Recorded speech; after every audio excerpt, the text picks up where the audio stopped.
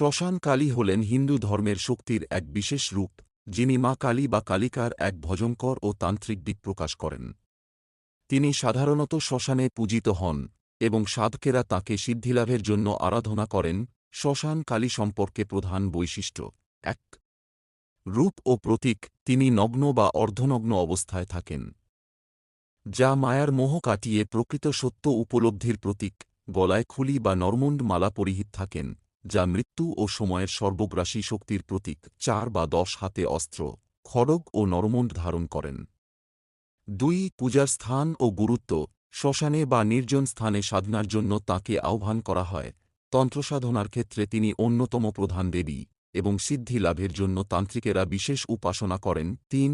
সাধনা ও উপাসনা: কালী সাধনার মধ্যে শ্মশান সাধনা একটি গুরুত্বপূর্ণ অংশ।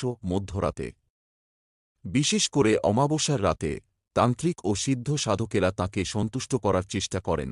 কালী মন্ত্র জপ, যজ্ঞ বা নির্দিষ্ট বিধিতে তান্ত্রিক কৃত্য পালন করা হয়। ৪. তান্ত্রিক দর্শন: শ্মশান কালী হলেন মহাশক্তির রূপ, যিনি সৃষ্টি ও বিনাশের চক্র পরিচালনা করেন। তাঁর উপাসনার মাধ্যমে ভয় জয় করা, মৃত্যুর প্রকৃত সত্য উপলব্ধি করা এবং আত্মজ্ঞানের পথে অগ্রসর হওয়া সম্ভব।